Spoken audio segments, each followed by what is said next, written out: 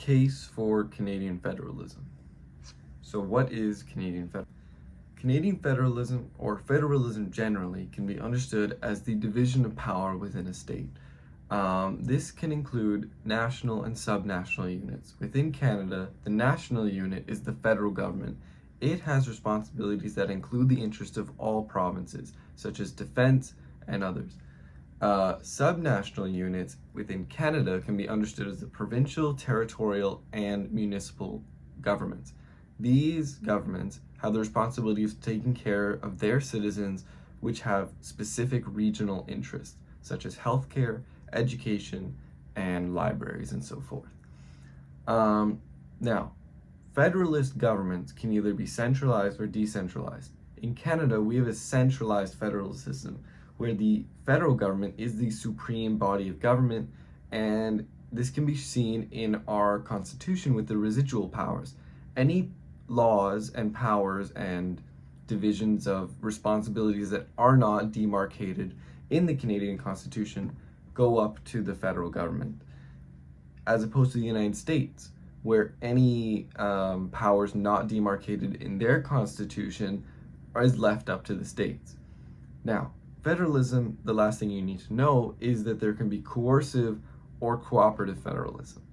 Generally, the federal government employs cooperative federalism. Not often does it use coercive methods, but to be coercive, it would mean that the federal government essentially bullies the provinces into doing the federal government's bidding and implementing federal policies. Cooperative includes a lot more of communication and collaboration on projects that have the input of both provincial and federal governments. Now, why is it this way in Canada? A little brief history lesson.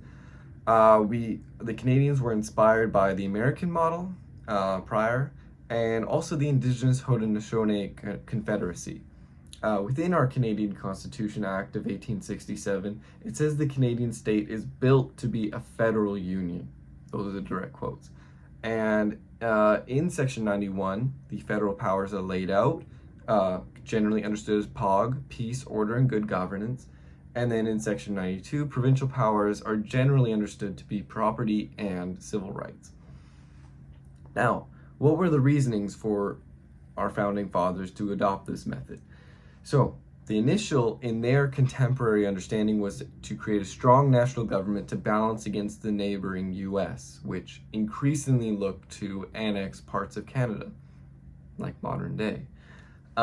There was also the problem that federalism solved of managing national interests such as defense and other responsibilities, while also maintaining important cultural differences that the Canadians thought to be valued. This importantly was the Anglophone and Francophone speaking communities within Canada. However, there were also economic benefits to this. So, for example, the larger market that could be shared amongst the federal system, as well as the servicing of debt to foreign countries, could be much easier under a national government, and also infrastructure projects could be much easier with a federal government that could manage and facilitate that in an easier way. Now, what does federalism look like in practice? The biggest example of this is transfer payments. Transfer payments can either be conditional or unconditional. The federal government can either be coercive and say, here's some money, here's what we want you to do with it, we don't care how you do it, but this product needs to be produced at the end of it, like a highway or a library or whatever. Not a library, but you get the gist. Unconditional is the form of equalization payments, where federal government wants each province to be generally similar, so all the Canadians aren't flocking to Quebec, BC, Alberta, or Ontario, so that every province has equalized infrastructure, and the federal government generally gives this money to provinces and says you can spend it on whatever you want. However, federalism also looks like a lot of communication. The first minister's meeting is what the prime minister holds generally right after he gets elected with all the premiers. However, the premiers spend a lot of time just berating him. So he says he's going to hold a lot more, but he generally avoids it. And then the Council of the Federation is all the premiers gather without the Prime Minister, And they discuss issues like interprovincial trade barriers and other things that plague the borders between these provinces. But also they scheme a lot against the current federal government.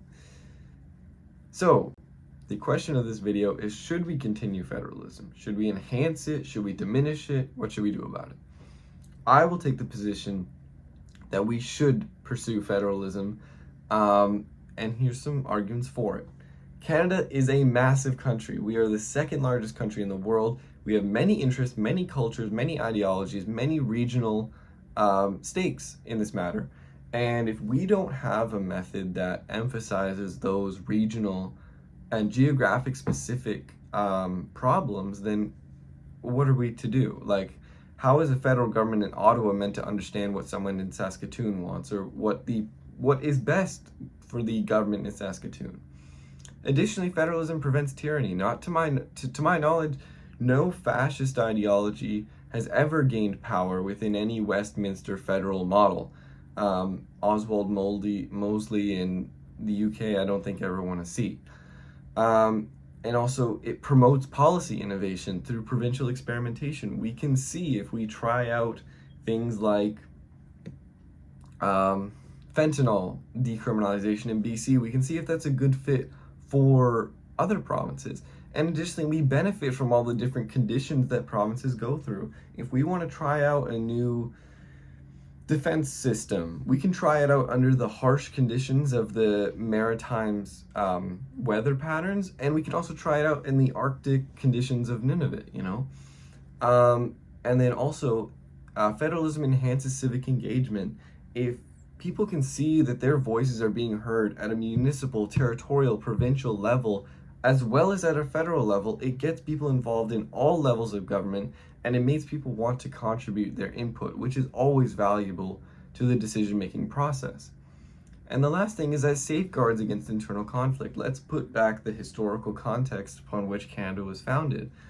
I would doubt anyone that would say that if we didn't have a unifying federalist model, that some of those smaller provinces like PEI and New Brunswick and Nova Scotia wouldn't get swallowed up by massive provinces, massively economically successful provinces with large populations like Ontario, Quebec, BC, Alberta, you know. So this keeps our national community very conjoined together in a peaceful manner. So here are some arguments against federalism.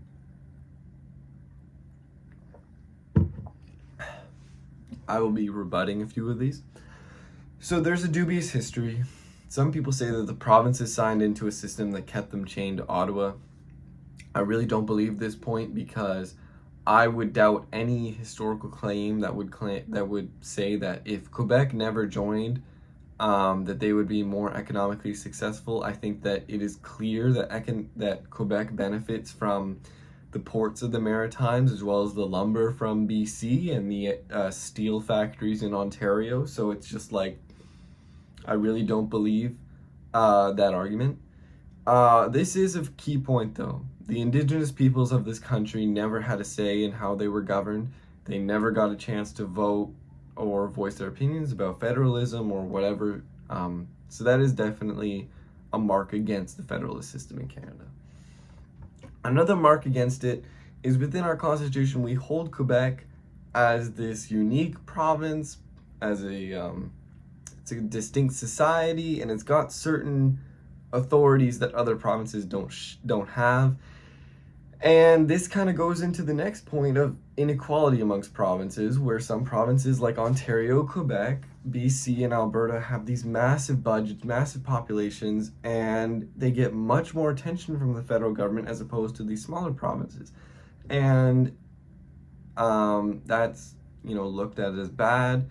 However, it's just, I would just have to say that's the name of the game. When you have a geography that's able to support more people as opposed to a small island like PEI, that's just the name of the game that you're gonna get, you know? And the equalization payments are very generous. For provinces that take more than they give back, like PEI would be nowhere near infrastructurally developed if it was not part of the federal union. The next thing is that it diminishes national unity. I don't really believe this has a significant effect. I think people from BC are just as connected to people from Ontario as they are from people in Nova Scotia and things like that. I feel like if you met a Canadian in Tanzania and one was from Saskatoon and one was from Halifax, I feel like they'd still get along because there's many national values across this country. Some theorists also argue that there's a race to the bottom effect where premiers and provincial governments will implement poor policies to protect their citizens so that they attract more businesses. I can't see this because we have a responsible government system, and most premiers would probably assume that they would get unelected if they started doing bad practices by their constituents. And the last thing is increased bureaucracy. I can't really see this because we have a very specific constitution that lays out what powers are demarcated to each, and there's not that much overlap, and when there is, I think that bureaucracy is necessary. So, federalism in the face of American aggression. Currently, Donald Trump has made many claims to annex parts of Canada, and premiers have responded violently with campaign ads and personal comments. So, how can the federal government rein in premiers? Because Mark Carney currently does not want to, disturb the waters. So let's go back to our coercive and cooperative model. Coercively, Carney can impose conditions on transfer payments and say, you're not getting as much free funding anymore. The federal government can enact legislation which may punish premiers of certain provinces, maybe say that oil is not sold to the Philippines or something like that, which punishes Alberta. And then they can intervene in provincial trade deals with foreign states and corporations.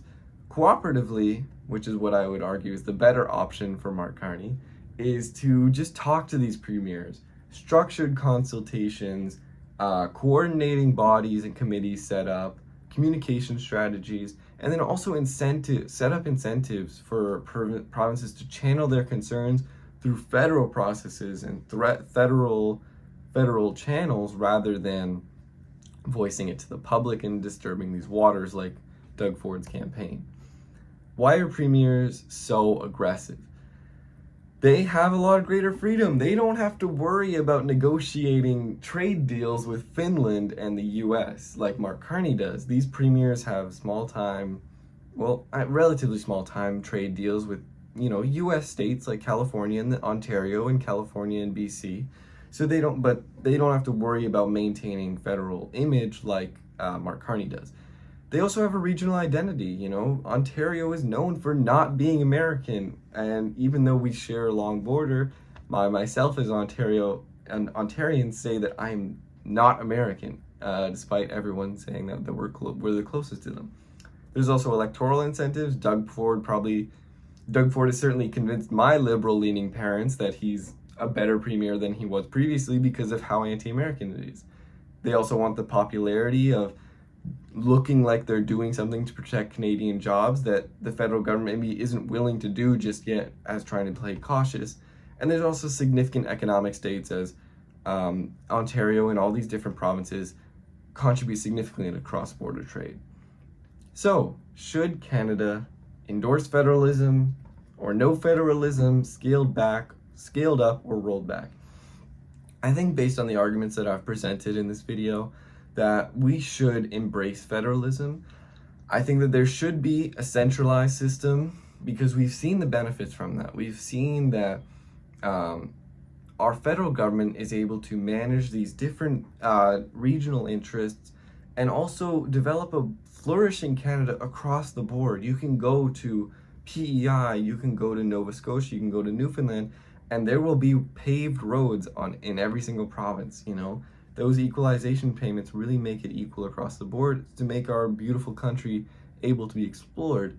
And also, I think that all the arguments for less federalism really just don't understand the benefit that the large Canadian state has brought us, and it doesn't understand the national unity that we all hold together. So thank you, and this has been my video.